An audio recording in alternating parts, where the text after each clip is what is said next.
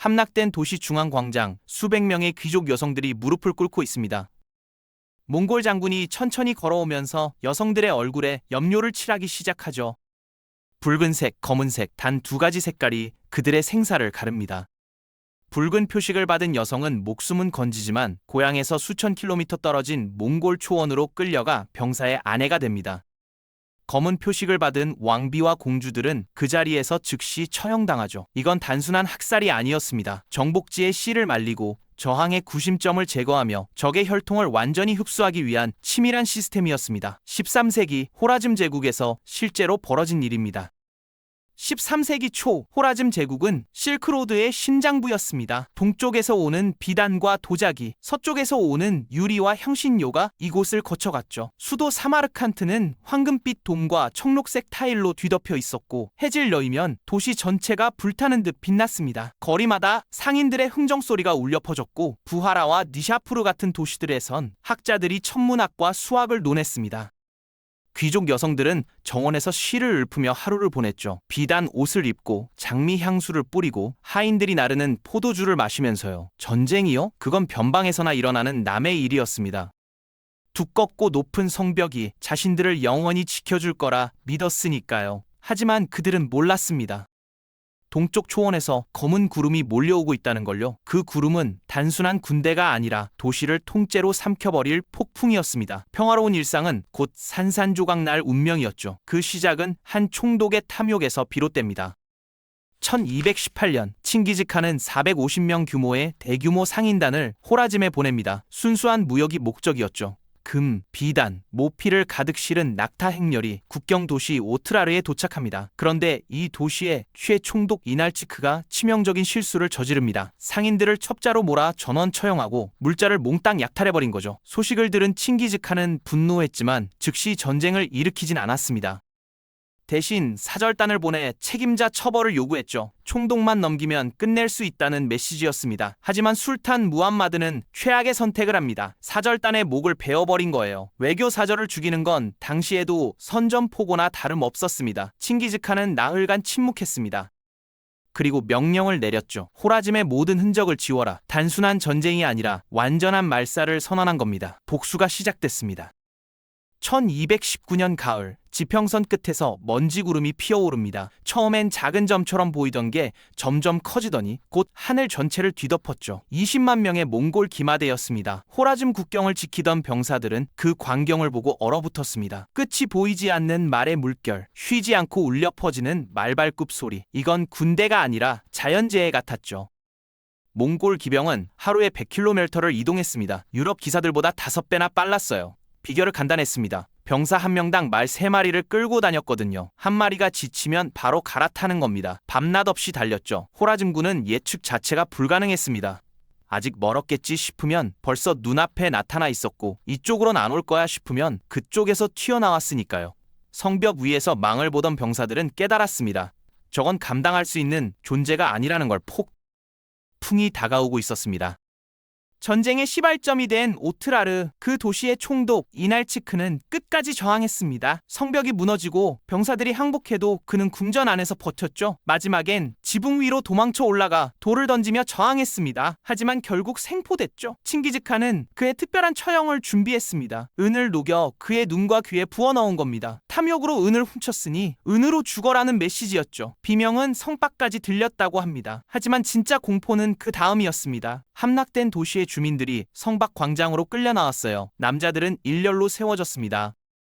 몽골 병사들이 칼을 들고 한 명씩 지나가면서 목을 쳤죠. 피가 땅에 스며들고 시신이 쌓여갔습니다. 여성들은 따로 분류됐습니다. 나이, 신분, 외모에 따라 줄을 세웠죠. 어떤 여성은 붉은 표식을, 어떤 여성은 검은 표식을 받았습니다. 그 순간 그들의 운명이 갈렸습니다. 오트라르는 경고였습니다. 다음은 더 큰 도시들 차례였죠.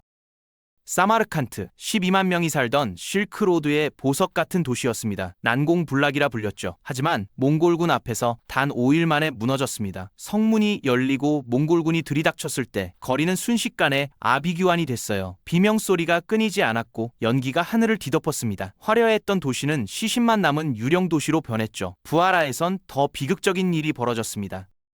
수백 년간 쌓아온 도서관들이 불타기 시작한 겁니다. 양피지에 적힌 천문학, 서적, 의학, 문어, 철학 논문들이 재가 됐어요. 인류의 지식이 연기로 사라지는 순간이었죠. 학자들은 책을 껴안고 울부짖었지만 소용없었습니다. 호라즘의 주요 도시들이 도미노처럼 무너졌습니다. 하나가 함락되면 다음 도시는 더 빨리 항복했어요. 저항해봤자 똑같이 죽는다는 걸 알았으니까요.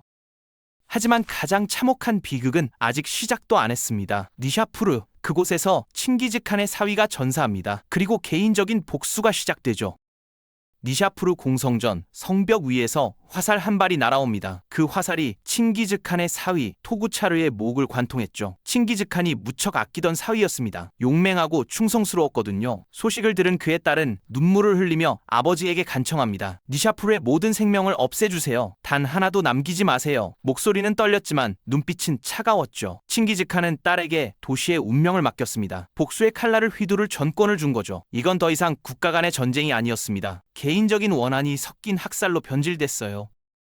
성이 함락되자 딸의 명령이 떨어집니다. 숨쉬는 모든 것을 죽여라. 사람만이 아니었습니다. 개, 고양이, 심지어 쥐까지 살아있는 모든 생명체를 찾아내 죽이라는 명령이었죠. 몽골 병사들은 집집마다 들어가 칼을 휘둘렀습니다. 지하실에 숨은 사람들을 끌어내고 지붕 위로 도망친 사람들을 화살로 쏘아 떨어뜨렸어요. 창고 속 항아리 안까지 뒤졌습니다. 사흘간 학살이 계속됐습니다. 거리엔 피가 강처럼 흘렀고 비명소리는 밤새 끊이지 않았죠.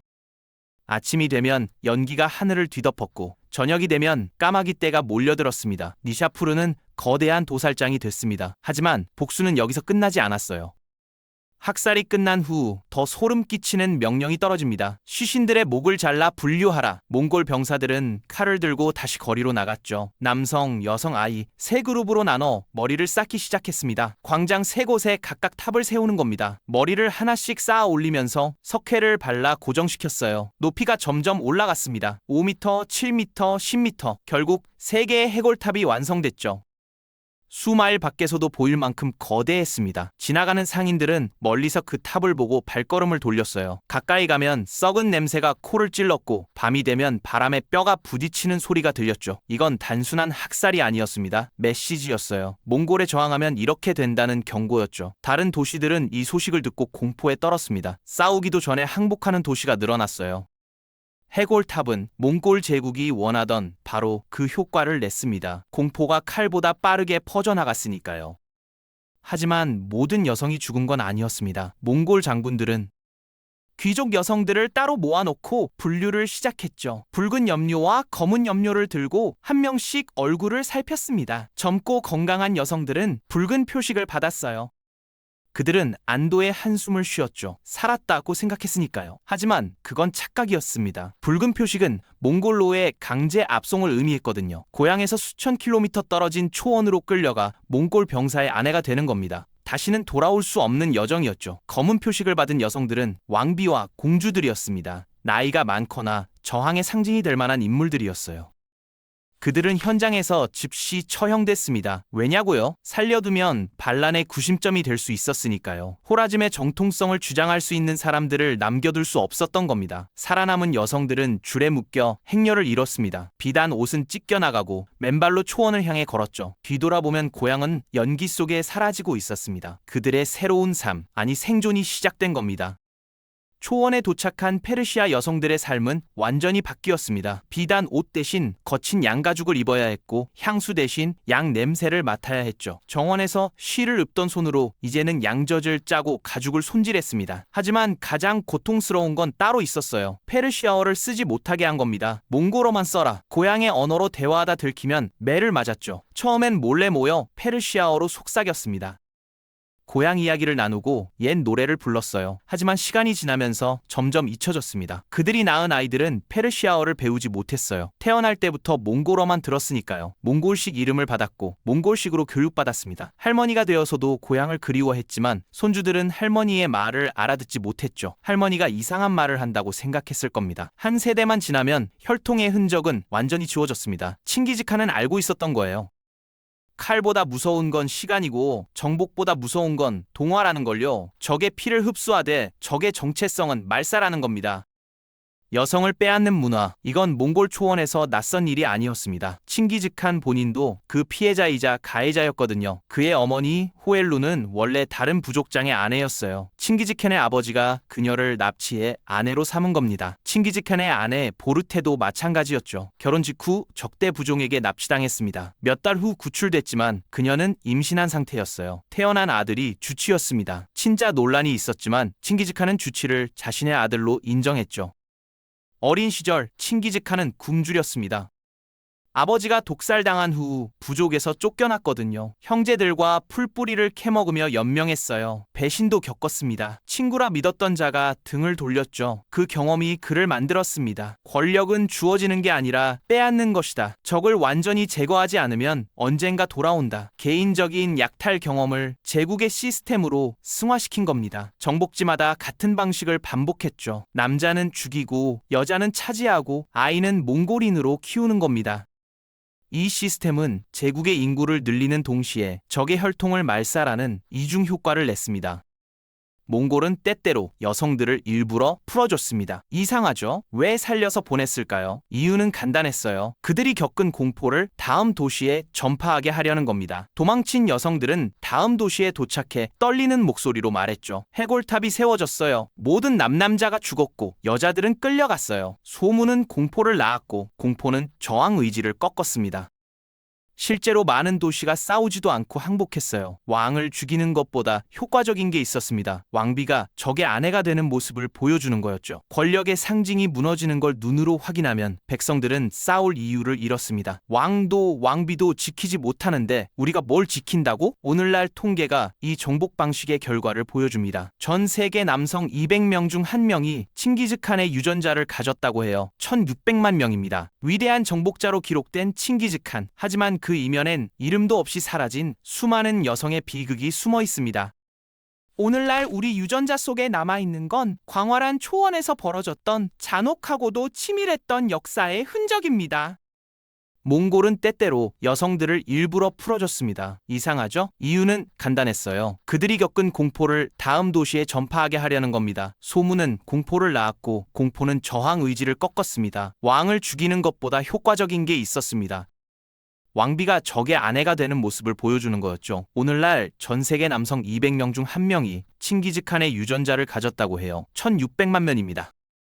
위대한 정복자로 기록된 이면엔 이름도 없이 사라진 수많은 여성의 비극이 숨어 있습니다. 우리 유전자 속에 남아있는 건 광활한 초원에서 벌어졌던 잔혹하고도 치밀했던 역사의 산증인입니다.